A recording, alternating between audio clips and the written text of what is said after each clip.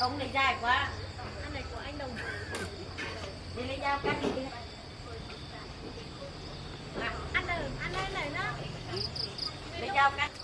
Thế không biết, thế em chả xem. Con đi. Đi chả chú đi. À, cái sao? Chú đi cái áo đây.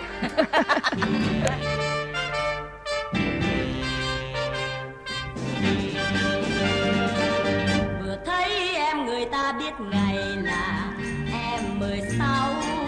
Thật lắm tình duyên biết bao nhiêu chàng chiều em. Nhiều người xin đến cưới em nhưng em từ chối lý do trả lời rằng người vừa tròn trăng chưa ràng buộc vì yêu thương và em chỉ thích sống bên ai trong thật anh. And you cook also French fry every night? Every night. Every night morning glory? Yes. French fry? French fry, tofu. Tofu? Tofu here. Yeah, and tofu. Oh. Yeah, and tofu. Tofu, salt and tomato. Okay. Yeah. You buy it at the market? Yeah. Just here? Yes. Oh, okay, okay. And the pumpkin. Pumpkin also. Yeah. Pumpkin here.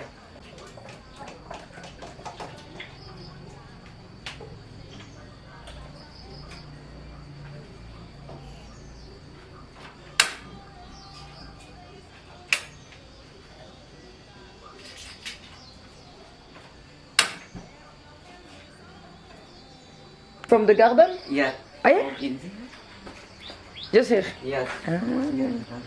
You usually in put in here and with garlic.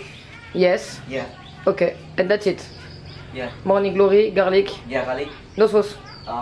You and the here. Ah, yeah, okay, yeah, it's It's, sauce. yeah, stock. Yes, Stock, yes.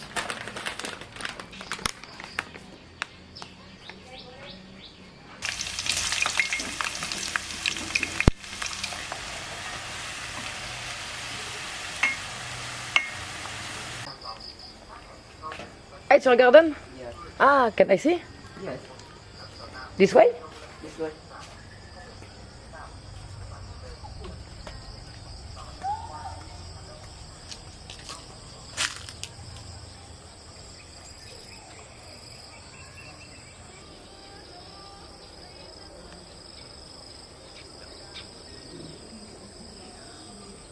Một hai ba rô. Một hai ba rô. Zoom. Hai ba rô. Hai ba uống. Có thể di cư để sống sót qua một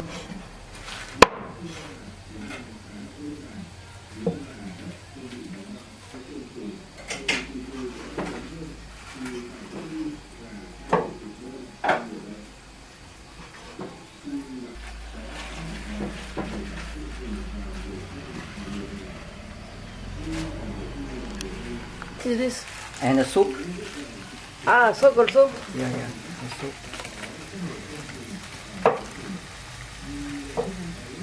You buy the soup like this? No. I cook. I make and put in the fish. Ah, okay. And yesterday. Ah, you did it yesterday? Yeah. Nice.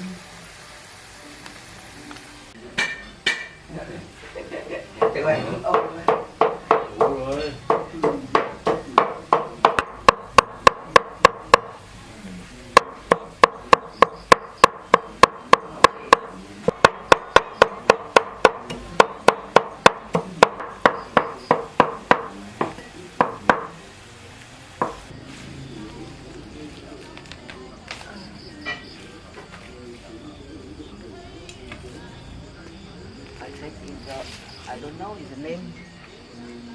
Ah, yeah. It's I don't know name in the English. me neither. Yeah. And here. See.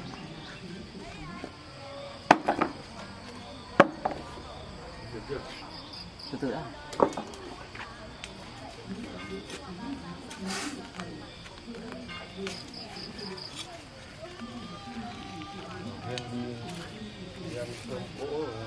Sông cỗ á.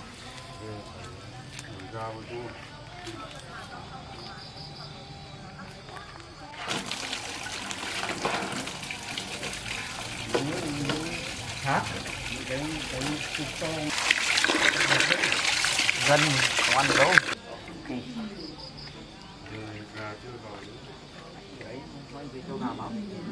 Dập lửa đúng không?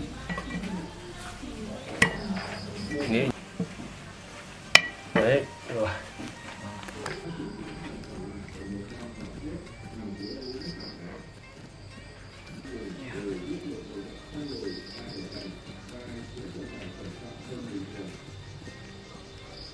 This is oh, you boil the tofu. Yeah. You boil in what? And tomato and tofu.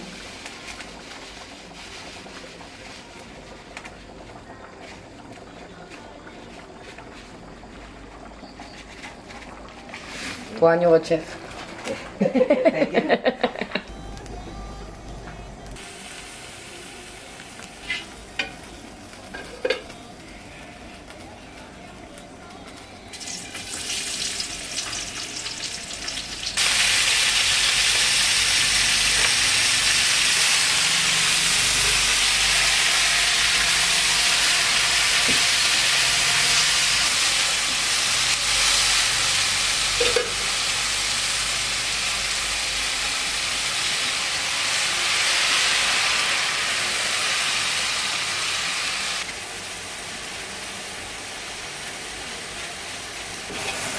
Thank you.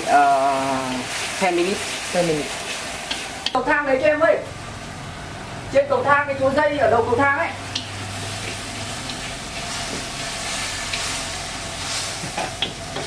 Didn't happen outside.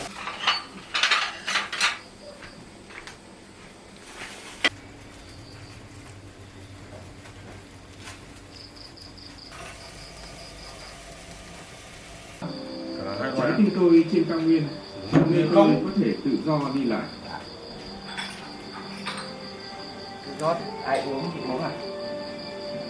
Here, happy water. Yes. Happy water, of course.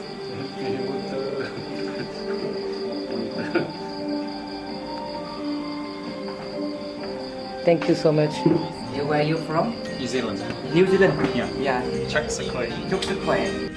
Vì anh linh chiến thắng năm sông nơi rừng núi muốn em theo cạnh mình, còn gì đẹp hơn trong một cuộc hành quân xa.